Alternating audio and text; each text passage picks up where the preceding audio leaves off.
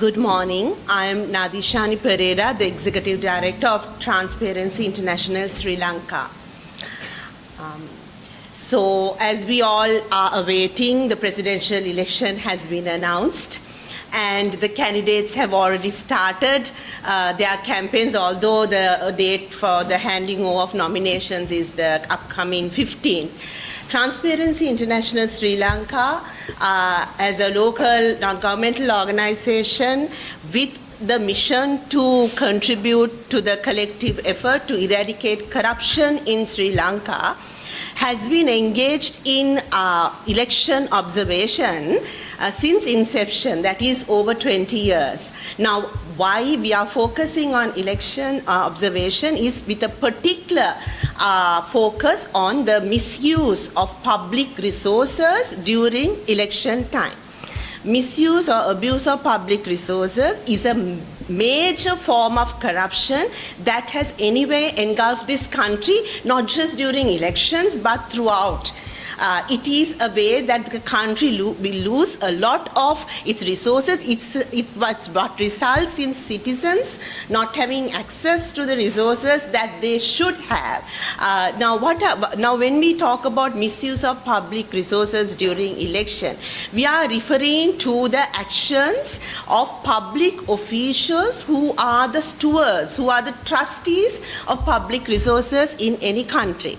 They are the ones who are entrusted with power over the resources that belong to all citizens. These our resources in Sri Lanka, from public finance to natural resources to all state properties, belongs to us and to our children. And we have entrusted this task of protecting these and taking right decisions about this to our public representatives who delegate that work to the public officials.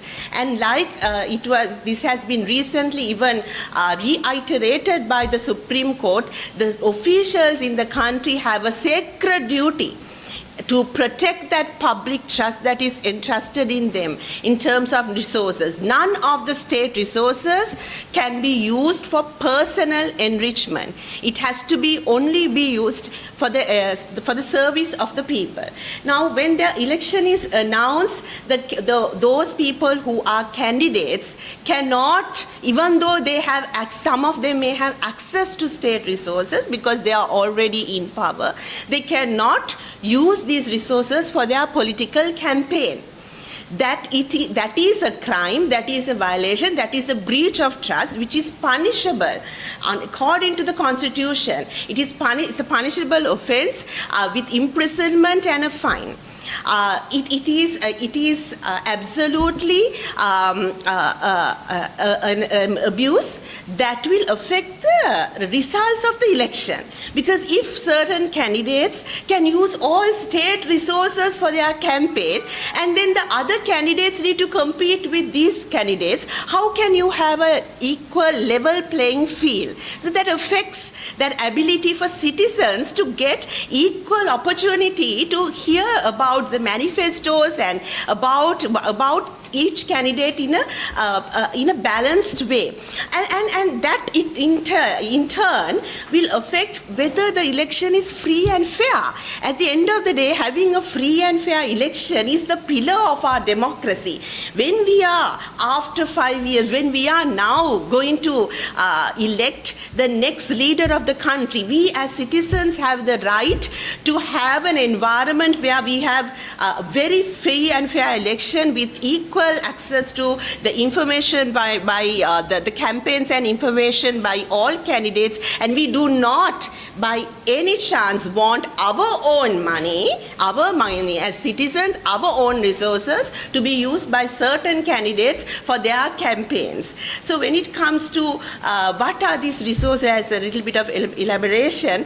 Now, the Election Commission is empowered by the Constitution when election is announced to be that overall guardian and the watchdog over the elections. And they publish a gazette, which was done on the 26th of July, where this gazette is aimed at the public officials around the country, and there the Election Commission describes what are the different types of state resources that they need to protect protect from any form of abuse during elections. We're talking about categories like the human resource. We often forget that public officials are paid by the citizens, and their time, their knowledge, all of this is the property of the people.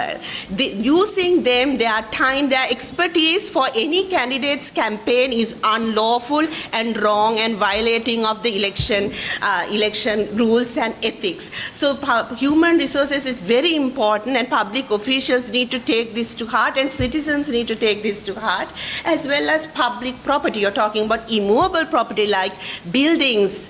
We are talking about movable ones like vehicles. And also we're talking about public money. We're talking about projects. You know, you cannot suddenly think of all state-sponsored projects to be now used to promote a particular candidate. And Transparency International in Sri Lanka, this year also, like we have done in the past, have started our election observation work with a focus on misuse of public resources. So we have engaged ground level observers covering all the electorates, as well as the overseeing district observers, so 200 of them. And they are supposed to do on-site monitoring of these abuses and then collect the data, and they will be using an app, and they will be sending this verified data with evidence to the National Secretariat that we have in our office. And from here, we will then do further verification, and thereafter, when we have proved that abuse of state resources has happened, we will upload or update such information to our website. You may know, sometime back, TRSA launched a website called apesali.lk. After all, this is all Apesali, or our money, that we are monitoring. If you go to apesali.lk, there is a separate page that you can choose for election observation. So the information will be uploaded, and you can see the different types of abuses that have happened. And in addition, we'll be forwarding such complaints to the Election Commission that is empowered by the Constitution to take preventive action. In addition to that, if it's a violation that has already happened, we also would not hesitate to take legal action. However, we can't do this by ourselves. As you know, there are many candidates and many activities happening in one day using many forms, and therefore we want citizens to support this endeavor. This is your money, so we are asking you to be watchdogs over whether candidates are using your money and your resources for their campaigns, and if so, you can easily submit such information to us via the website. You can access it through your mobile phone, apesali.lk. If you can be anonymous, but we encourage you to actually provide more data and evidence so that it's easy for us to quickly follow up and take action regarding the complaints. But there's also a hotline for immediate action, and also fax number. So we appeal to the citizens to take on this role, to join us in this endeavor to protect our public resources from being misused by candidates, and to actually push for a free and fair election.